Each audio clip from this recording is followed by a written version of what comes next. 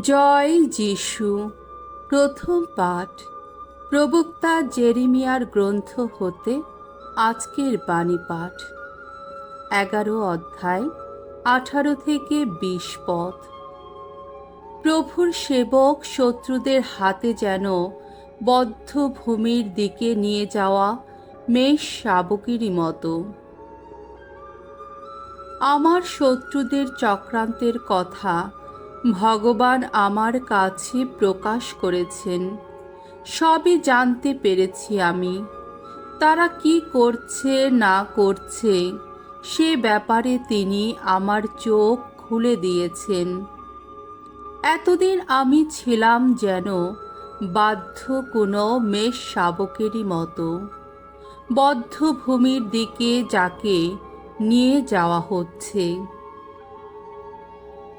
তারা যে আমার বিরুদ্ধে নানা ষড়যন্ত্র আঁটছিল, তখন তা আমার জানা ছিল না। তারা তখন বলছিল, এসো, গাছটা সতেজ থাকতে থাকতেই নষ্ট করে দিই আমরা। এই জীবিতদের দেশ থেকে একে উপড়ে ফেলে দিই। কেউ যেন এর নাম আর মনে না রাখে। কিন্তু তুমি বিশ্বপতি ভগবান, তুমি তো ধর্মময় বিচারক। তুমি তো মানুষের মন প্রাণ যাচিয়ে দেখো। ওগো, এবার আমি যেন দেখতে পাই ওদের ওপর নেমে আসছে তোমার প্রতিশোধ। কেননা আমি তো আমার অবস্থাটা তোমার চোখের সামনে তুলেই ধরেছি। প্রভুর বাণী। ঈশ্বরকে ধন্যবাদ। শাম সঙ্গীত 7 অধ্যায় 1 থেকে 2 পদ, 8 থেকে 11 পদ। ধো, ওগো ভগবান ঈশ্বর আমার, তুমি তো আশ্রয় আমার। ওগো ভগবান ঈশ্বর আমার, তোমারই তো নিয়েছি শরণ। রক্ষা করো আমায়। ওরা যে ধেয়ে আসছে, বাঁচাও আমায়। নইলে ওরা তো সিংহের মতো ছিনিয়ে নিয়ে গিয়ে ছিঁড়েই ফেলবে আমায়। বাঁচাবার কেউই থাকবে না তখন।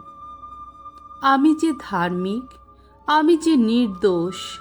ওগো ভগবান, তোমার কাছে যেন পাই সুবিচার। আহা, শেষ করে দাও আজ দুর্জনের যত অনাচার। ধার্মিক মানুষকে ওগো প্রতিষ্ঠিত করো। তুমি তো যাচাই করো মানুষের বিবেক, মানুষের মন। ওগো ঈশ্বর, ওগো ধর্মময়।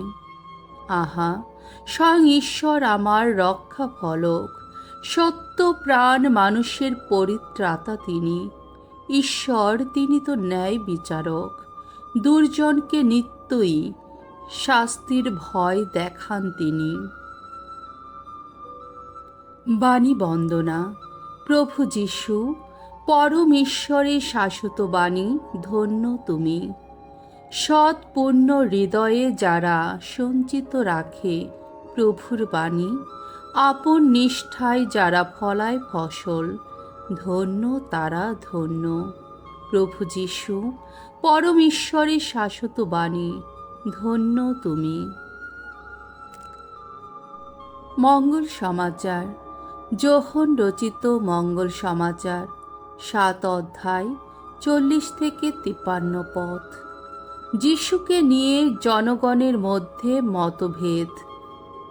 একদিন যিশুর উপদেশ শোনার পর ভিড়ের মধ্যে কেউ কেউ বলতে লাগল, উনি নিশ্চয়ই সেই প্রবক্তা।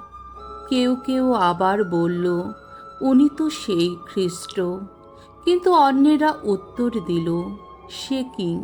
খ্রিস্ট কি কখনো গালিলিয়ার লোক হতে পারেন?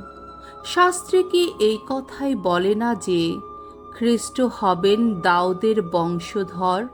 দাউদের আদি বাসস্থান সেই বেথলেহেম গ্রামটি থেকেই তিনি আসবেন। এইভাবে যিশুকে নিয়ে লোকদের মধ্যে একটা মতভেদ দেখা দিল। এদের মধ্যে কেউ কেউ তাকে তখন ধরে ফেলতে চাইল, কিন্তু তবুও শেষ পর্যন্ত কেউই তার গায়ে হাত দিল না।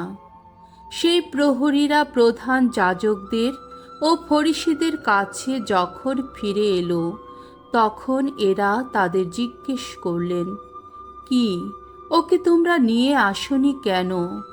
প্রহরীরা উত্তর দিল, উনি যেভাবে কথা বলেন কেউই তো কখনো সেইভাবে কথা বলেনি।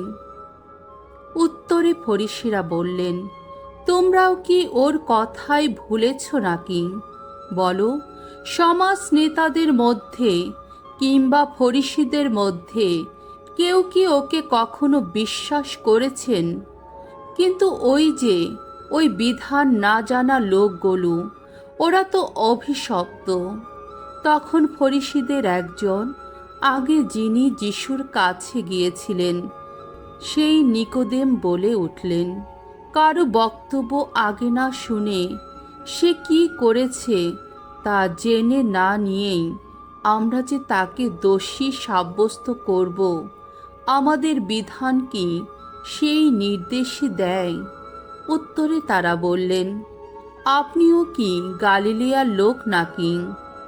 একটু তলিয়ে দেখুন, তাহলে বুঝতে পারবেন গালিলিয়া থেকে কোনো প্রবক্তাই আসে না কখনো। প্রভুর মঙ্গলময় বাণী। খ্রিস্ট প্রভু তোমার প্রশংসা হোক।